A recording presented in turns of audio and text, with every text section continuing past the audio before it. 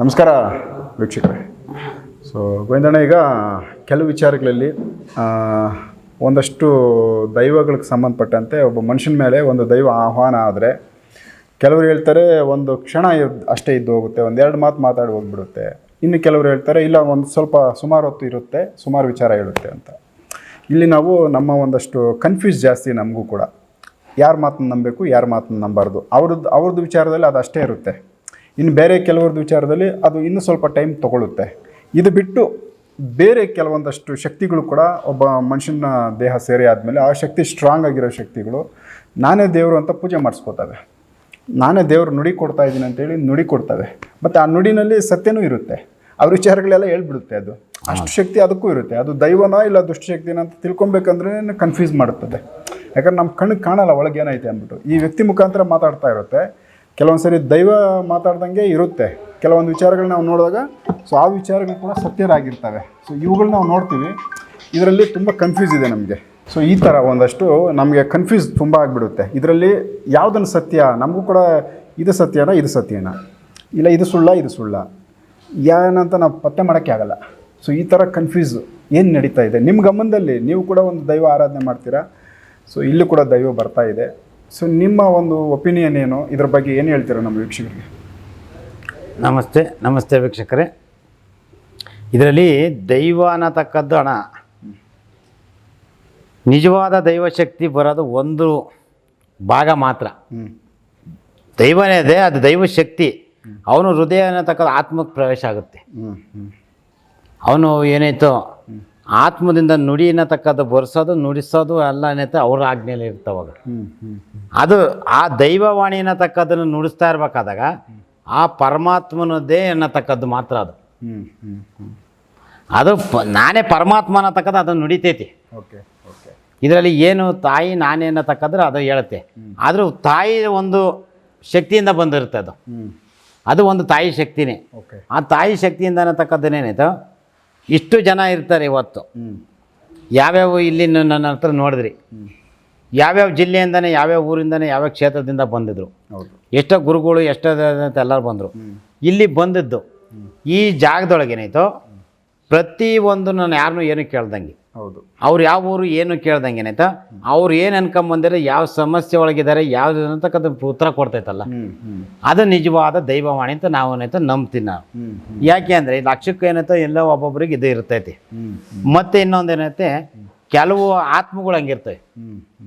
ರಾಜ ಅನ್ನತಕ್ಕದ್ದನ್ನೇನೈತೋ ಈ ಕಡೆಗೆ ರಾಜರ ವಂಶದಿಂದ ಬಂದಿರ್ತವಂಥವು. ಅವು ಏನಾಯ್ತು ಹಣದ ವ್ಯಾಮೋಹಕ್ಕಾಗಿ, ರಾಜ್ಯದ ವ್ಯಾಮೋಹಕ್ಕಾಗಿ ಆಸೆ ಇಟ್ಕೊಂಡು ಸತ್ತಿರ್ತವು. ಅದು ಒಂದು ಏನೈತೆ ಕಾಡ್ತಾ ಇರ್ತವೆ. ಅದು ಏನೈತೆ ನಾನು ದೈವ ಅನ್ನೋ ಲೆಕ್ಕಾಚಾರಕ್ಕೆ ನಡೆಸ್ತಾ ಇರ್ತೈತಿ. ಮತ್ತೇನೈತೆ ಇನ್ನೊಂದು, ಯಾವಾಗ ಈ ಭೂಮಿಗೆ ಏನತಕ್ಕದ್ದು ಅಧಿಪತಿಯಾಗಿ ಈ ಮನೆ ಅನ್ನತಕ್ಕದ್ದನ್ನ ಏನೈತೆ ಇರ್ತೈತಲ್ಲ ಅದಕ್ಕೆ ಅಧಿಪತಿ ಆಗಿದ್ದ ಅದನ್ನ ಆಸೆ ಇಟ್ಕೊಂಡು ಸತ್ತಿರ್ತದೆ. ಅವು ಏನೈತೆ ಆತ್ಮಗಳೂ ದೇವ್ರ ಥರನೇ ವರ್ತನೆ ಮಾಡ್ತವೆ. ನಾನೇ ದೇವರು ಅಂತಲೇ ಹೇಳ್ತವೆ. ನಿಜವಾದ ಸತ್ಯಾಂಶಗಳನ್ನೂ ಕೊಡ್ತವೆ. ಯಾಕೆ ಅಂದರೆ ಅದು ಈ ಲೋಕ ಬಿಟ್ಟಿರ್ತವೆ, ಮುಂದೆ ಲೋಕದಾಗ ಇರ್ತವೆ, ತಿಳಿಸ್ತವೆ ಅವು. ಆದರೆ ಆ ಲೋಕದೊಳಗಿರತಕ್ಕದ್ದನ್ನು ನಾನೇನೈತೆ ಅದನ್ನು ಯಾವ ರೀತಿ ಅನ್ನತಕ್ಕದ್ದು ಇದನ್ನು ಪರಿಣಾಮ ಬರ್ತೈತೆ ಅನ್ನತಕ್ಕದ್ದನ್ನು ನಿಮ್ಮನ್ನು ಬಿಟ್ಟು ಇನ್ನೊಬ್ರದ್ದು ಏನೈತೆ ಪ್ರಶ್ನೆ ಕೇಳಿಸ್ದಾಗ ಗೊತ್ತಾಗುತ್ತೆ. ಅಂದರೆ ಇದು ಒಬ್ಬರದ್ದು ಬಿಟ್ಟು ಬೇರೆಯವ್ರದ್ದು ಅಂದಾಗ ಇದರಲ್ಲಿ ಹೇಳಿದ್ದೆ ಅಲ್ಲಿ ಹೇಳ್ತಾ ಇಲ್ಲ, ಅದು ಸತ್ಯ ಹೇಳಿದ್ರೆ ಇಲ್ಲಿ ಗೊತ್ತಾಗುತ್ತೆ, ಒರಿಜಿನಲ್ ಕಾಣಿಸುತ್ತೆ. 4 ಜನ ಬಿಟ್ಟು ನಮ್ಮ ಊರಿನ ಗ್ರಾಮದವ್ರನ್ನು ಗೊತ್ತಿಲ್ಲದಿರೋ ಇವ್ರಿಗೆ ಪರಿಚಯ ಇಲ್ದಾರ ಏನೈತೆ ಬೇರೆನೇ ಬಿಡ್ಬೇಕು. ಆವಾಗ ಹೊಸ ವ್ಯಕ್ತಿದು ಒರಿಜಿನಲ್ ವಿಚಾರ ಹೇಳಿದ್ರೆ ಇಲ್ಲಿ ಯಾವುದೋ ಒಂದು ಶಕ್ತಿ ಕರೆಕ್ಟ್ ಐತೆ ಅನ್ನೋದು ಗೊತ್ತಾಗುತ್ತೆ. ಅಲ್ಲಿ ಇಲ್ಲ ಅಂದಾಗ ಏನೈತೆ ಇದು ದುಷ್ಟಿಶಕ್ತಿ, ಇದು ಯಾವುದೋ ಒಂದು ಆತ್ಮ ಸಿಕ್ಕಿರೋದು ಇದು ಮಾತಾಡ್ತಾ ಐತಿ. ಇದು ಏನೈತೆ ಪಳ್ಳು ಮಾಡೋಕ್ಕೆ ಇವ್ರನ್ನ ಅವಮಾನ ಮಾಡೋಕ್ಕೋಸ್ಕರ ನಡೀತೈತಿದ್ದು. ಮತ್ತೆ ಇಲ್ಲ ಯಾರಾದ್ರೂ ಬಿಟ್ಟಿರೋ ಕಾರ್ಯನೂ ಆಗಿರ್ತವೆ. ಇದು ಈ ಥರಕ್ಕೆ ಸಮಸ್ಯೆಗಳು ಹುಡ್ತೈತೆ. ಮತ್ತೇನೈತೆ ದೈವವಾಣಿ ಅನ್ನತಕ್ಕದ್ದು ಈ ದುಷ್ಟಶಕ್ತಿನೂ ಅದೇ ಥರ ಮಾತಾಡ್ತವೆ. ಅದು ದುಷ್ಟಶಕ್ತಿ ನಾನೇ ದೈವ ಅಂತ ಹೇಳೋ ಥರ ಮಾತಾಡ್ತವೆ ಮಾತುಗಳು. ಅಂದರೆ ವಾಗ್ದಾನ ಕೊಡ್ತಾವಲ್ಲ, ಇದು ನಾನು ಇಷ್ಟೇ ದಿನಕ್ಕೆ ಇಷ್ಟೇ ಗಂಟೆಗೆ ನಾನು ಇದನ್ನು ಬಗೆಹರಿಸ್ತೀನಿ, ಇದನ್ನು ಸರಿ ಮಾಡಿಕೊಡ್ತೀನಿ ಅಂತಾರೆ. ಆ ಕ್ಷೇತ್ರ ಬೆಳವಣಿಗೆ ಆಗಿದ್ದ ಕ್ಷೇತ್ರ ಡಮಾರಂ ಬಿದ್ದೋಗುತ್ತೆ. ಅಂದರೆ ಸ್ಪೀಡಾಗಿ ಬೆಳೀತದೆ, ಅದು ತುಂಬ ದಿವಸ ಇರಲ್ಲ. ಅದು ಯಾವ ರೀತಿ ಅದನ್ನು ಸ್ಟೆಪ್ ಬೆಳವಣಿಗೆ ಆಗಿರ್ತೈತೋ ಆ ಬೆಳವಣಿಗೆ ಆಗಿದ್ದ ಕೆಳಗೆ ಕುಸಿತೈತಿ. ಯಾವುದಾಗ ಏನಾಗುತ್ತೆ ನನ್ನ ದೇವಸ್ಥಾನ ನನ್ನ ಕ್ಷೇತ್ರ ಇಷ್ಟು ಇಂಪ್ರೂವ್ಮೆಂಟ್ ಆಗಿ ಹೋಗ್ತಾ ಇದ್ದಿದ್ದು ಇವತ್ತು ಯಾಕೆ ಈ ಥರ ಕಾತು ನಾನೇನಾದ್ರು ತಪ್ಪು ಮಾಡ್ತಾ ಇದ್ದೀನ, ಇಲ್ಲ ನಮ್ಮ ಮನೆ ಕುಟುಂಬದವ್ರಿಗೆ ಏನಾದ್ರು ತಪ್ಪು ನಡೀತಾ ಆಯ್ತಾ, ಇಲ್ಲ ವಾಮಾಚಾರ ಏನಾದ್ರು ನಡೆದ, ಅವಾಗೇನಾಗುತ್ತೆ ಈ ದುಷ್ಟಶಕ್ತಿ ಕೊಡ್ತಾ ಇರೋ ನುಡಿ ತಪ್ಪಾಗ್ತಾ ಇರ್ತೈತೆ ಅಲ್ಲಿ. ಹಾಂ ಹಾಂ ಇದು ಏನಾಗುತ್ತೆ, ಇದ್ರ ಇವನ್ನ ಜೀವನ ಹಾಳು ಮಾಡ್ಬೇಕು ಅಂತೇಳಿ ಈ ದೃಷ್ಟಿಶಕ್ತಿ ಅನ್ನತಕ್ಕಂಥ ಪ್ರವೇಶ ಆಗಿರ್ತೈತಲ್ಲ, ಆ ದೃಷ್ಟಿಶಕ್ತಿ ಇವನಲ್ಲಿ ಉತ್ತರ ಕೊಡಿಸ್ತಾ ಇರ್ತೈತಿ. ದೈವ ಬರಲ್ಲ. ಆ ದೈವ ಉತ್ತರ ಯಾವಾಗ ಬರುತ್ತೋ ಆ ದೈವ ಉತ್ತರ ಸ್ಪಷ್ಟವಾಗಿರುತ್ತೆ. ಇಷ್ಟು ದಿನ ಅಂದರೂ ಅಷ್ಟು ದಿನ ಲೇಟ್ ಆದರೂ ಕಾಪಾಡುತ್ತೆ. Okay okay. ಇದು ಯಾಕೆ ಅಂದರೆ ಆ ಸನ್ನಿವೇಶದೊಳಗೇನಾಯ್ತೋ ನಾವು ಯಾವ ರೀತಿ ಇದನ್ನು ಅನುಸರಿಸಿ ಇದರೊಳಗೇನಾಯ್ತು ದೈವ ಅನ್ನತಕ್ಕದನ್ನು ಕಾಪಾಡ್ಕೊಳ್ತಿದ್ದೀವಿ, ಎಲ್ಲದ್ರಾಗೂ ಸರಿಯಾಗಿ ಉತ್ತರ ಅನ್ನತಕ್ಕದ್ದು ಸ್ಪಷ್ಟವಾಗಿ ಬರುತ್ತಲ್ಲ, ನಿಜವಾದ ದೈವವಾಣಿ ಅಂತ ನಂಬುತ್ತೆ. ಈ ಉಚ್ಚಾರಣೆ ಯಾವಾಗ ತಪ್ಪು ಬರ್ತಾಯ್ತಲ್ಲ, ಅಯ್ಯೋ ಇದು ದೈವ ಅಲ್ಲ ಅಂತ ಹೇಳ್ಬಿಟ್ಟು ಅವಾಗೇನೈತೆ ಯಥಾಸ್ಥಿತಿ ಅದನ್ನು ಸರಿ ಮಾಡ್ಕೊಬೇಕು. ಅವಾಗ ಸರಿ ಮಾಡ್ಕೊಂಡ್ರೆ ಇನ್ನೂ ಕ್ಷೇತ್ರಕ್ಕೆ ಎಪ್ಪೆಟ್ಟು ಹೊಡೆತೈತೆ ಅವಾಗ. ಅಂದರೆ ಈಗ ಕೆಲವೊಂದ್ಸರಿ ದೈವ ನುಡಿ ಕೊಡ್ತಾ ಇರೋ ವ್ಯಕ್ತಿ ರೆಗ್ಯುಲರ್ಗೆ ದೈವನೇ ಬಂದು ನುಡಿ ಕೊಡ್ತಾ ಇರ್ತದೆ. ಹೌದು. ಬೈ ಚಾನ್ಸ್ ಅಲ್ಲಿ ಮಿಸ್ ಆದಾಗ ಆ ಒಂದು ವ್ಯಕ್ತಿ ಒಳಗಡೆ ದುಷ್ಟಶಕ್ತಿ ಸೇರಿ ನಾನೇ ದೈವ ಅಂತ ನುಡಿ ಕೊಡುತ್ತಾ? ಇವನಿಗೇನಾಗುತ್ತೆ, ದೈವೊಬ್ಬರನಿಗೆ ಪ್ರಜ್ಞೆ ಏನಾಗ್ತಾನೆ. ಇದರಲ್ಲಿ ಎಂತ ಕೋಮಕ್ಕೆ ಹೋದರೆ ಅಂತ ನೀವಂತ ಜ್ಞಾನ ತಪ್ಪಿದೆ ಅಂತ ನಾವು ಅಂತೀವಿಲ್ಲ, ಆ ಜ್ಞಾನ ಇರಲ್ಲ ಇವನಿಗೆ. ದೈವ ಓಕೆ ಈ ಶಕ್ತಿ ಬಂತು ಆ ಶಕ್ತಿ ಬಂತು ಬರಲ್ಲ, ಅವನಿಗೆ ಏನೈತೆ ಆ ಸ್ಥಾನಕ್ಕೆ ಕುಂತ್ಕೊಂತಿದ್ದಂಗೇನ. ಆವಾಗ ಏನೈತೆ ಇಲ್ಲಿ ಕೇಳ್ತಾ ಇರ್ತಾರಲ್ಲ ಆ ಕಡೆಗೆ ಏನಾಯ್ತು, ಇಲ್ಲ ಇದನ್ನೇನೈತೆ ದೇವಸ್ಥಾನಕ್ಕೆ ಏನೋ ಸಮಸ್ಯೆ ಆಗೈತೆ, ಇದು ಏನೈತೆ ನಾನು ಸುಳ್ಳು ಬರ್ತಾ ಐತೆ ಸ್ವಲ್ಪ ಚೆಕ್ ಮಾಡ್ಕೊಳ್ರಿ ಅಂತಾರೆ. ಇಲ್ಲ ಅವ್ರ ಮನೆಯವ್ರು ಯಾರಾದರೂ ಏನೈತೆ ಚೆಕ್ ಮಾಡ್ಕೊಬೇಕು.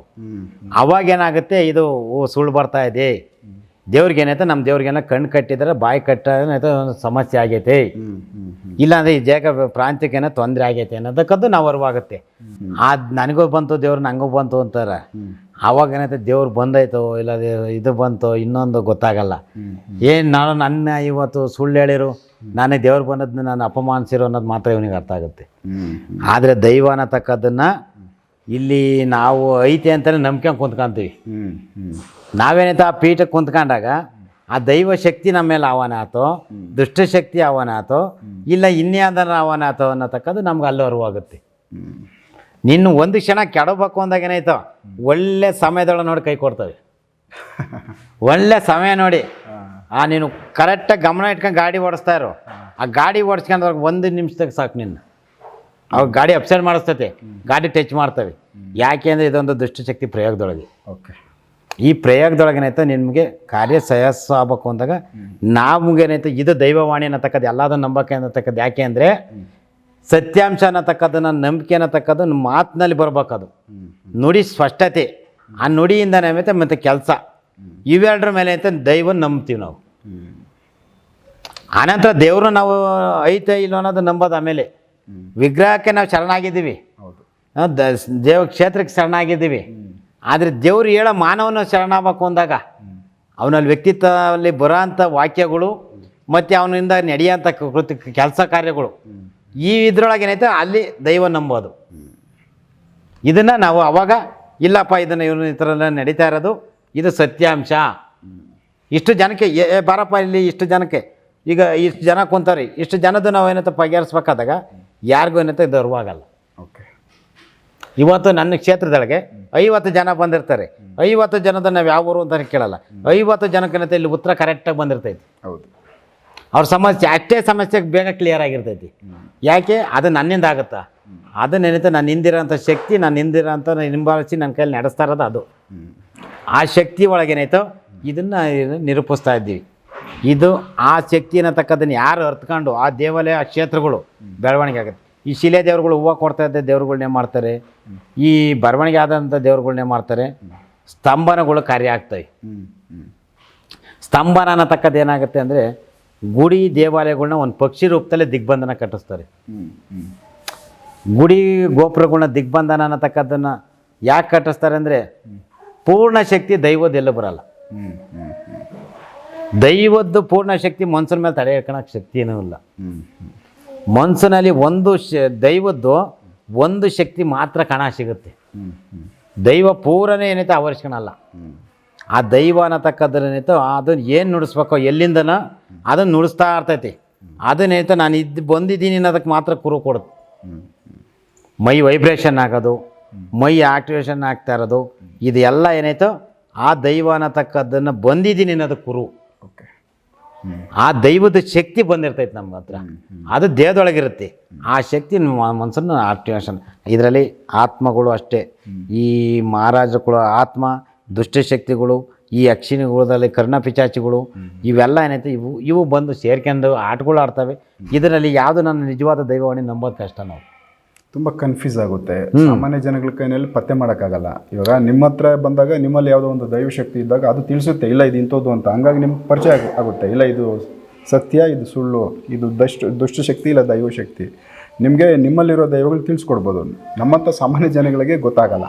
ಆವಾಗ ನಾವು ಅದನ್ನು ನಂಬ್ತೀವಿ, ಇದನ್ನು ನಂಬ್ತೀವಿ. ಸೊ ಅಲ್ಲಿ ಫೇಲ್ಯೂರ್ ಆದಾಗ ದೈವನೇ ಫೇಲ್ಯೂರ್ ಆಯಿತು, ದೈವ ಹೇಳಿ ಸುಳ್ಳಾಯಿತು ಅಂತೀವಿ. ಬಟ್ ಅಲ್ಲಿ ದುಷ್ಟಶಕ್ತಿ ಹೇಳಿರುತ್ತೆ, ಅದು ನಮ್ಮ ಅರಿವಿಗಿರಲ್ಲ. ಸೊ ಹಿಂಗೆಲ್ಲ ಹೆಚ್ಚು ಕಮ್ಮಿ ಆಗಿ ಕನ್ಫ್ಯೂಷನ್ಸು ಜಾಸ್ತಿ ಇದೆ. ಕನ್ಫ್ಯೂಷನ್ ಅನ್ಕಂದಣ. ಇಲ್ಲಿ ಎಷ್ಟು ಗುರುಗಳು ಬರ್ತಾರೆ, ಎಷ್ಟು ನನಗೇನೈತೆ ಇಲ್ಲಿ ಬತ್ತಿದಂಗೆ ಎಲ್ಲ ನೈತಾಗ ಹಾರಾಡ್ತಾವೆ, ಕೂಗಾಡ್ತವೆ. ಕೂಗಾಡ್ದ ಮೇಲೆ ಇಲ್ಲಿ ತಪ್ಪಿಸಿ ಇಲ್ಲೆಲ್ಲ ಸರ್ವ್ ಮಾಡಿ ಅವ್ರನ್ನ ಆಚೆ ಕಳಿಸ್ಬೇಕು. ನನಗೂ ದೈವ ಬಂದಿತ್ತು, ನನಗೂ ಬರ್ತಾಯಿತ್ತು, ನನಗೂ ಅಂತಾರೆ. ಆದರೆ ನಿಜವಾದ ದೈವಶಕ್ತಿಗೂ ಅಲ್ಲ ಅಂತ ಅವ್ರ ಮುಂದೆ ಪರೀಕ್ಷೆ ಮಾಡಿಸಿ ಅವ್ರ ಮುಂದೆ ಅದನ್ನೇನೈತೆ ಸರಿಪಡಿಸಿ ಈಗ ಸರಿ ಏನಂತ ಕಳಿಸ್ಕೊಡ್ತೀನಿ. ಯಾಕೆಂದರೆ ಸುಮ್ಮನೆ ಅಪಮಾನಿಸ್ಕೊಂಬಾರ್ದು. ಅವಮಾನಗಳ್ನ ಸಹಿಸೋಕ್ಕೇನಾಯ್ತೋ ಈಗ ಸರಿಯಾಗಿ ಬದುಕಿದ ಮನಸ್ಸು ಅವನೇನೈತೆ ಅಪಮಾನಗಳು ಟೀಕೆ ಮಾಡೋದು ಜನ ಜಾಸ್ತಿ.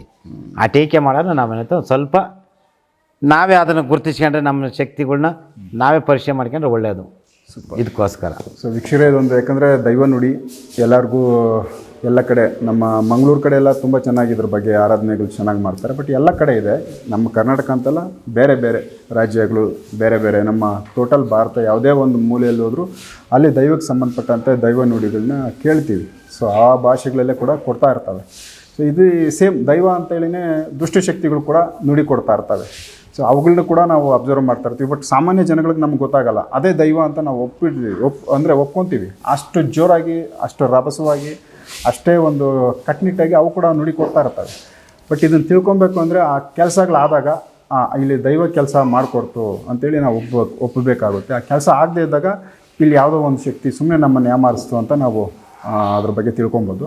ಬಟ್ ಕೆಲವು ಕೆಲಸಗಳನ್ನ, ಕೆಲವೊಂದು ಶಕ್ತಿಗಳು ಅವುಗಳಲ್ಲೂ ಇರುತ್ತೆ, ಅವು ಕೂಡ ಕೆಲವೊಂದು ವಿಚಾರಗಳನ್ನ ಪತ್ತೆ ಮಾಡಿ ತಿಳಿಸ್ತವೆ. ಸೊ ಆವಾಗ ನಮ್ಮ ವಿಚಾರನೂ ಇದು ಹೇಳ್ಬಿಡ್ತಲ್ಲ ಅಂತ ನಾವು ಒಪ್ಕೊಂಡ್ಬಿಡ್ತೀವಿ. ಬಟ್ ಎಲ್ಲ ಕೆಲಸಗಳು ಅವ್ರ ಕೈಯಲ್ಲಿ ಮಾಡೋಕ್ಕೆ ಸಾಧ್ಯ ಇರಲ್ಲ. ದೈವ ಬಂದು ಎಲ್ಲ ಕೆಲಸಗಳು ಮಾಡಿಕೊಡುತ್ತೆ. ಬಟ್ ಅದು ಸ್ಪಷ್ಟವಾಗಿರುತ್ತೆ, ನಿಧಾನ ಆಗ್ಬೋದು, ಒಂದು ಟಾರ್ಗೆಟ್ ಇಟ್ಕೊಂಡು ಮಾಡಿರಲ್ಲ. ಅದಕ್ಕೊಂದು ಸಮಯ, ಎಲ್ಲ ಥರದ ವಾತಾವರಣ, ಅಲ್ಲಿಂದು ಏನೈತೆ ಪರಿಸರ ಮತ್ತು ಎಲ್ಲ ಥರದ್ದು ಪೂರಕವಾಗಿ ಒಳ್ಳೆಯದೇ ಮಾಡೋಕ್ಕೆ ಟ್ರೈ ಮಾಡಿರ್ತವೆ. ಹಾಗಾಗಿ ಸ್ವಲ್ಪ ನಿಧಾನ ಆಗ್ಬೋದು. ಇವೆಲ್ಲ ನಮ್ಮ ಅನುಭವಗಳಲ್ಲಿ ಬರ್ತಾನೆ ಇರ್ತವೆ.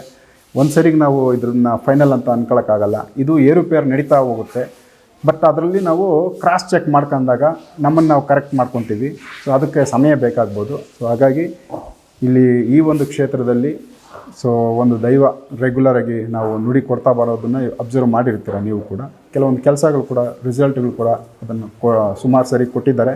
ಸಾಕಷ್ಟು ಜನ ಒಳ್ಳೆಯ ಅಭಿಪ್ರಾಯಗಳು ಕೊಟ್ಟಿದ್ದಾರೆ. ಹಾಗಾಗಿ ಗೋವಿಂದರಾಜು ಸರ್ ಕಡೆಯಿಂದ ಈ ಒಂದು ದೈವ ನುಡಿಗೆ ಸಂಬಂಧಪಟ್ಟಂತೆ ಒಂದಷ್ಟು ಮಾಹಿತಿ. ನೆಕ್ಸ್ಟ್ ಇನ್ನು ಬೇರೆ ವಿಚಾರಗಳು ಮಾತಾಡ್ತಾ ಹೋಗ್ತೀನಿ. ಎಪಿಸೋಡ್ ನೋಡ್ತಾ ಹೋಗಿ. ನಮಸ್ಕಾರ.